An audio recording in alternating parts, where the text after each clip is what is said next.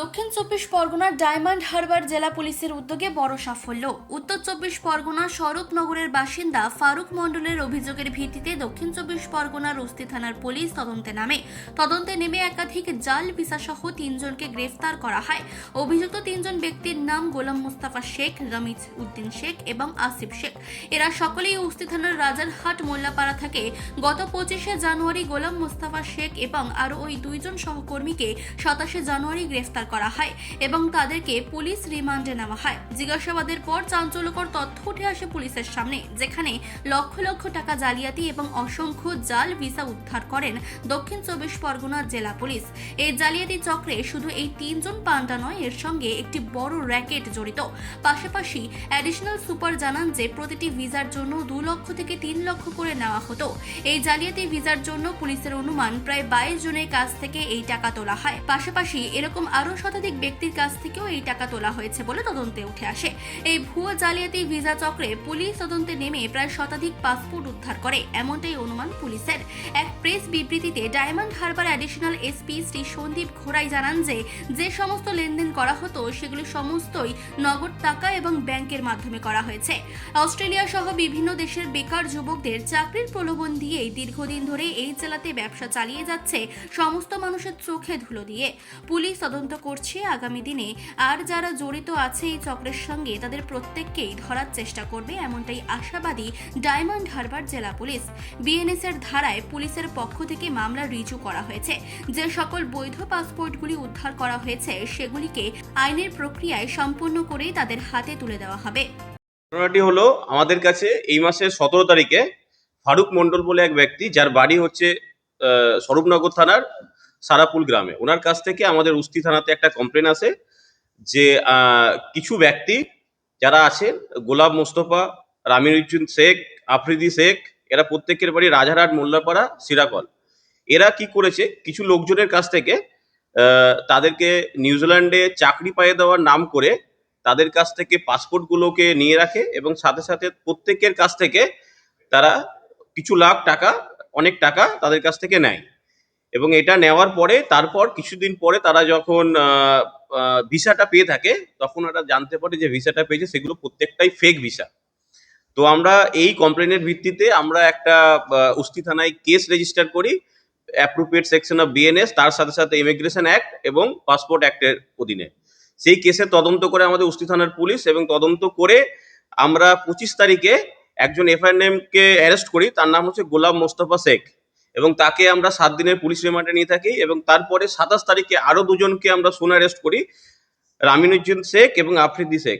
তো এদেরকে আমরা জিজ্ঞাসাবাদ করি, এবং জিজ্ঞাসাবাদ করার পরে আমরা এনাদের কাছ থেকে প্রচুর পরিমাণে পাসপোর্ট, যারা সাধারণ মানুষকে জালিয়াতি করে, সাধারণ মানুষের সাথে প্রতারণা করে পাসপোর্টগুলো রেখে দিয়েছিল এবং তাদের সাথে টাকা পয়সা প্রচুর তাদের কাছ থেকে নিয়েছে, সেগুলো আমরা রিকভার করি। এবং তার সাথে সাথে আমরা এই রামিজউদ্দিন শেখ আর আফ্রিদি শেখের বাড়িতে 2টো গাড়ি, 4 হুইলার গাড়ি রিকভার করি। সেই গাড়ির বনেটের মধ্যেও আমরা অনেকগুলো পাসপোর্ট পাই। এবং তারপরে আমরা গোলাম মোস্তফা শেখ ওনার বাড়িতেও যাই এবং ওনার বাড়ি থেকেও আমরা অনেক পাসপোর্ট রিকভার করি।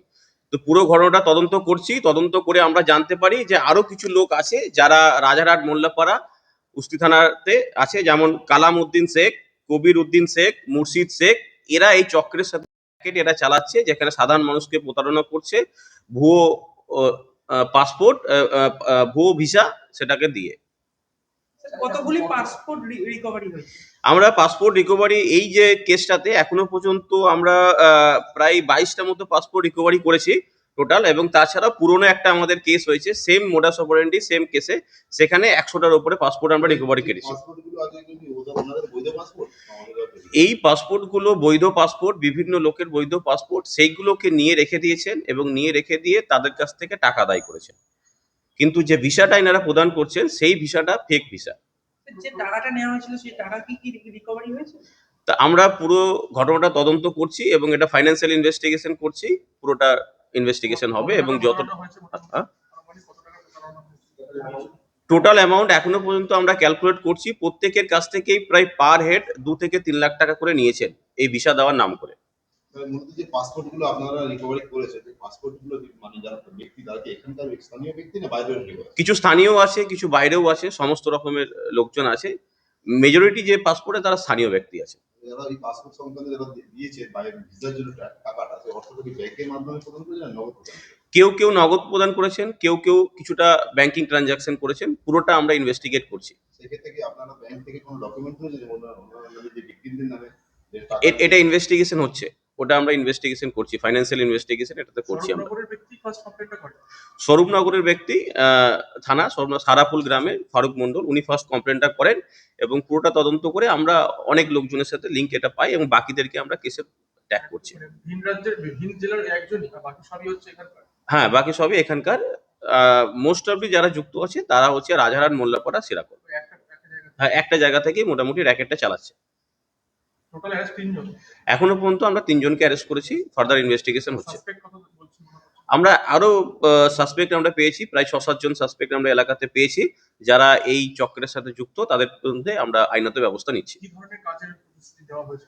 এদেরকে বিভিন্ন রকমের হোয়াটসঅ্যাপের মাধ্যমে, বিভিন্ন রকমের গ্রুপের মাধ্যমে একটা কাজের প্রতিশ্রুতি দেওয়া হয়। মেনলি সেই কাজের পরে তারা এই বিষয়টা এটা কি সোশ্যাল মিডিয়ায় বিজ্ঞাপন ছেড়েছে? সোশ্যাল মিডিয়া, মেনলি হোয়াটসঅ্যাপ গ্রুপের মাধ্যমে আমরা পেয়েছি এটা।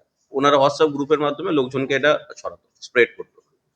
স্যার, যারা পাসপোর্টে যারা পাসপোর্ট তাদের হাতে কি পাসপোর্টগুলো আনুষ্ঠানিকভাবে তুলে দেওয়া হবে না পার্সোনাল? এটা যে লিগ্যাল প্রসেস আছে, যেহেতু এটা কেস কানেকশনে সিজার হয়েছে, লিগ্যাল প্রসেস ফলো করে আমরা সেটা অ্যারেস্টের নাম বলে কারবার বলুন।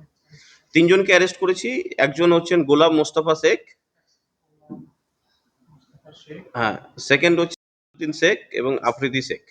বাড়ি যে এদের প্রত্যেকের বাড়ি রাজারহাট, মোল্লাপাড়া, সিরাকল, কুস্তি থানার অন্তর্গত। এখনো পর্যন্ত যারা অধরা তাদের নামগুলো? কিছু নাম আমাদের কাছে উঠে এসেছে তদন্তে। তাদের মধ্যে আছে কালামউদ্দিন শেখ, কবির উদ্দিন শেখ, মুর্শিদ শেখ। প্রত্যেকের বাড়ি রাজারহাট, মোল্লাপাড়া, সিরাকল, কুস্তি থানার অন্তর্গত। আপনি বললেন যে আগের একটা কেসে মোডাস অপারেন্ডি আছে, সেম ধরন ক্রাইম ওরা করেছে। তাদের সাথে আমরা লিংক করছি, কেসটা এখন আমরা তাদের সাথে লিংক করছি। সেটাও কি এরাই যুক্ত নাকি না আলাদা? সেটা আমরা তদন্ত করে দেখছি। কিছুটা একটা র্যাকেট চলছে, তার কিছুটা লিংক আমরা পেয়েছি, বাকিটা তদন্ত সাপেক্ষ। 100টার পাসপোর্ট যেটা বলছেন কবে করেছে?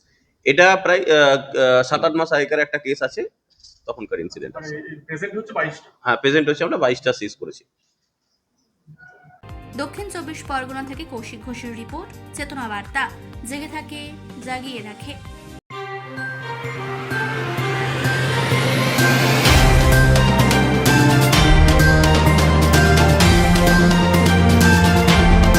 চেতনা বার্তা, জেগে থাকে, জাগিয়ে রাখে।